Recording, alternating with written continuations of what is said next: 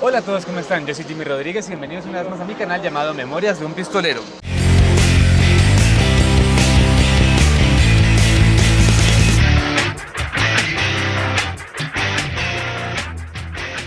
Para el día de hoy les tengo un súper invitado. Estoy aquí en México, en la ciudad de México directamente, y estoy con Jaime Alfonso Sandoval. Hola, ¿qué tal, Jimmy? Me da un gustazo estar en tu canal.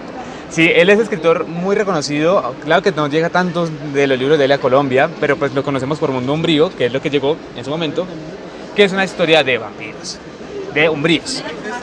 Y así que tenía muchas ganas de conocerte y pues que me firme unos libritos. Ahí tenía unas cuantas preguntas rápidas, ya tú me irás diciendo. Entonces, primero, ¿por qué dedicarse al terror infantil y juvenil? Porque es uno de los géneros que más agradece el lector joven. Muy al contrario del lector adulto, el lector adulto no le gustan tanto los géneros. En cambio, cuando escribes literatura de género para niño, para joven, son muy bienvenidos, les gusta muchísimo. La fantasía por eso tiene tantísimo éxito en la literatura juvenil, porque es géneros que son apreciados. Y a mí me gusta muchísimo escribir eso, entonces creo que encontré a mi público lector. A mí también me encanta el terror y me encanta la fantasía, así que nada que decir. Como tu público es principalmente infantil, pues ya ahorita está viendo que tenés una entrevista con unos chicos y todo. ¿Cómo es realmente como tu relación, usualmente tu relación con tu público? ¿Hay un mayor contacto por redes sociales o cómo funciona? Con colegios. Voy mucho a colegios, platico con los niños leen mis libros, luego me invitan para que yo vaya a su colegio y bueno, a veces me reciben muy serios, muy tranquilos y a veces como si fuera yo rockstar, o sea, llego, los niños gritan, me hicieron una obra de teatro, o sea, fue así con flores, o sea, bueno, es así increíble. Entonces, bueno, como los niños son tan expresivos y te comunican exactamente todo lo que están pasando, viviendo y pensando, es un público increíble. Ok, sí, la verdad es que sí, nos dimos cuenta ahorita en la entrevista. Bueno, aquí ya viene algo con un poquito de chisme. ¿Has pensado en ampliar el universo, de Mundo Umbrío? Ya que ahorita está la reedición del primer libro. Pues sí, el mundo de Mundo Umbrío, valga la redundancia, se está volviendo a reeditar con Penguin Random House. Salió el primero y el original tenía 2000 páginas. Se va a reeditar una versión ampliada que van a ser alrededor de 2400 páginas más o menos. Ya. Para todos aquellos que yo dije, bueno, es que era demasiado, pero la gente que leyó y que me estuvo siguiendo tantos años me decía, queremos más, ¿y qué pasó con ese personaje? ¿Y qué pasó con Ariel? ¿Y qué pasó con Imo? Entonces me seguían preguntando y dije, es que toda esa historia sí existe. Lo que pasa es que con la primera vez que lo publiqué, la editorial me dijo, córtale, es demasiado. Y yo empecé a cortar subtramas.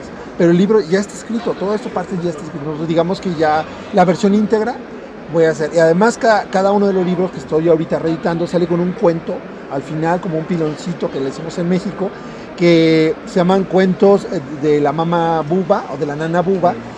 Son cuentos de terror o cuentos de hadas para niños vampiro, que era otro proyecto que yo tenía aparte y lo estoy integrando dentro de este universo. Entonces es un universo que puede seguir alimentándose y expandiéndose sin ningún problema y lo voy a hacer. Genial, porque la verdad lo que he leído me ha encantado. Igual, yo creo que si no lo han visto, pues por ahí tengo reseña de los 2 primeros libros de Mundo Umbrío. Otra pregunta, ¿cómo es tu forma, ya un poquito algo más técnico, cómo es tu forma de estructurar tus historias? Fíjate que yo, por ejemplo, Mundo Umbrío, casi un año completo me dediqué a estructurar el libro. O sea, sí soy muy metódico, muy metódico.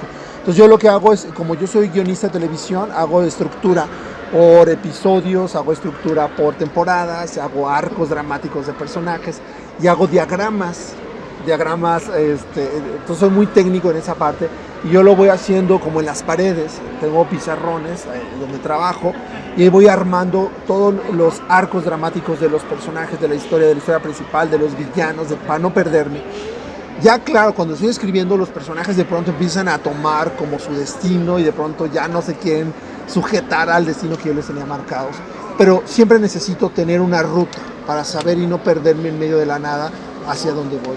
Entonces así estructuro, antes de sentarme yo más o menos tengo un mapa de a dónde quiero llegar.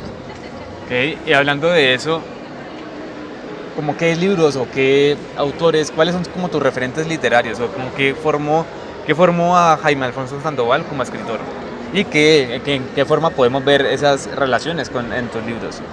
Yo creo que uno de los libros que más me marcó en la infancia, es que los libros que uno lee en la juventud y en la infancia te marcan muchísimo y te quedan ahí y están resonando en el resto de las cosas que tú haces. Y hay un libro que a mí me impresionó muchísimo, que era El Señor de las Moscas, que no es para niños, pero lo leí cuando era niño, de William Golding. Me impresionó muchísimo ese libro. Y otro libro también del alemán Michael Ende, o Michael Ende, como se dice en alemán, La historia sin fin o La historia interminable. Ese es el primer libro que me hizo desvelarme. Yo tenía como 9, 10 años y yo no quería dormirme porque quería saber qué pasa. Y cuando terminó yo quería seguir, bueno, quiero leer la segunda parte, la tercera, la cuarta.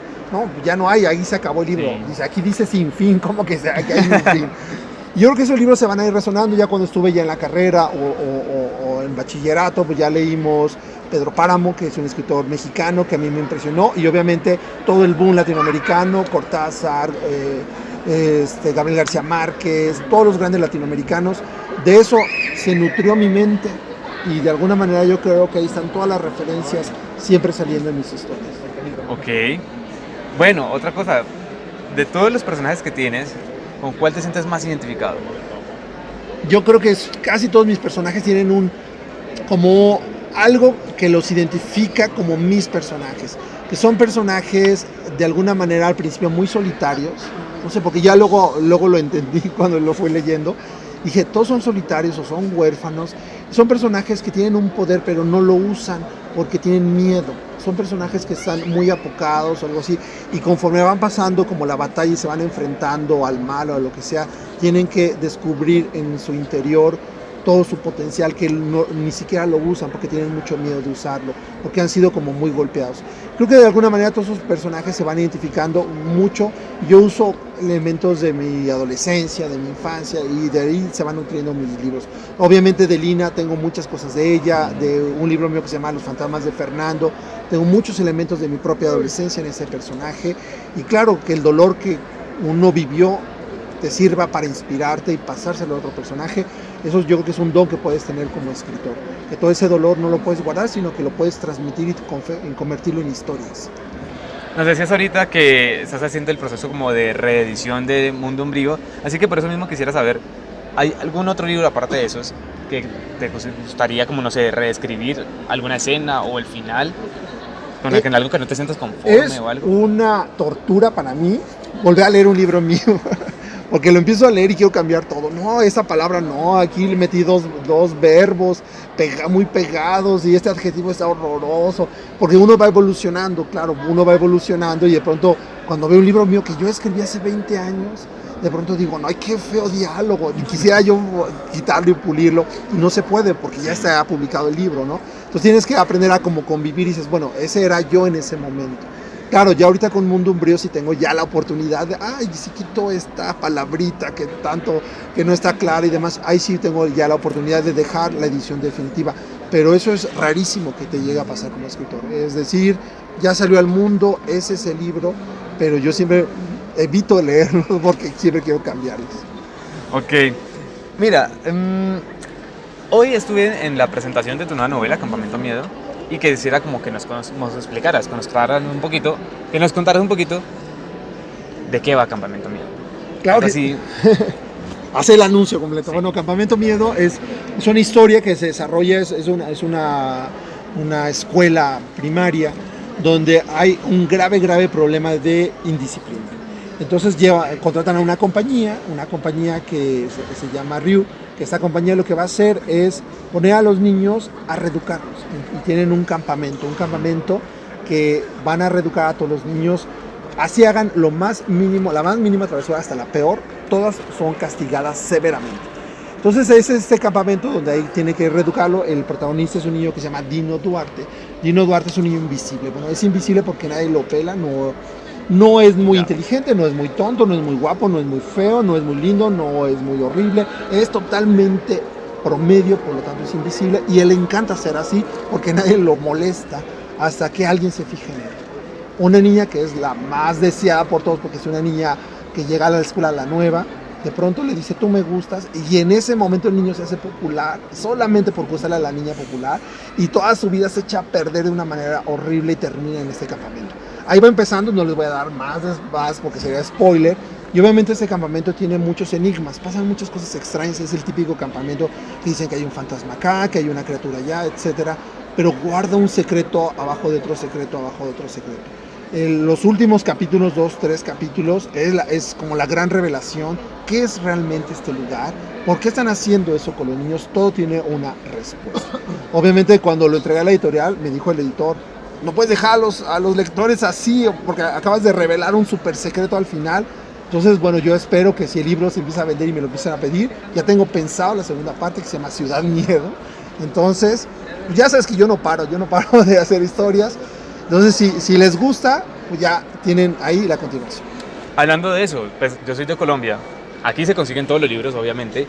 Pero en Colombia no, así que quisiera saber, ¿de pronto tienes conocimiento si de pronto estos libros tuyos van a empezar a llegar a Colombia o a otros países de Latinoamérica o pues de habla hispana? Pues yo espero que sí. Normalmente lo que hace una editorial junta a todos sus editores a nivel Latinoamérica, por ejemplo, los de Colombia, los de Perú, los de Argentina, los de Chile, México, y lo que hacen ellos es pasarse sus catálogos. Entonces ellos deciden, cada editor de cada país deciden qué creen que va a funcionar con su público lector. Y entonces está en manos de ellos son los que eligen. Entonces a veces, bueno, obviamente el editor o la editora de Colombia debe tener el catálogo de México, y le llegó el catálogo de Argentina y le llegó el de Perú y el de todos, y ellos deciden qué hacerlo. Entonces, pues yo espero que los lectores mexicanos empujen a los lectores colombianos, y cada vez que yo he ido a Colombia, me ha tocado ir 2 veces a Colombia, porque algunos de mis libros sí se leen en Colombia, pero son los escolares. Tengo varios libros míos que se leen en colegios de Colombia, y me ha tocado ir a colegios de Colombia a hablar de ellos, y yo espero que estos libros también sigan llegando, algunos de mis 26 libros, pero ya son 26 libros. 26 libros, soy muy todavía crudo con la colección. Bueno, para finalizar, ¿por qué leer a Jaime Alfonso Sandoval? Una recomendación para todas las personas, tanto de Colombia como los que siguen de cualquier parte. Desde que la última vez que estuve en Colombia nos hicieron una pregunta en la Filbo, en Bogotá, que decíamos, ¿por qué los latinoamericanos luego leemos a tan pocos latinoamericanos? Y había ahí había españoles y demás, y los mismos españoles decían, es que es más fácil a mí como español que me publiquen en toda Latinoamérica que a otro latinoamericano. Que nosotros leamos a un colombiano, que leamos a una chica que escribe fantasy de Perú, es muy complicado cruzar. Entonces yo digo, ¿por qué leer a Jaime Alfonso? Por el mismo motivo de por qué leer nosotros también a colombianos, al resto de latinoamericanos, porque tenemos que conocernos, somos hermanos, países hermanos.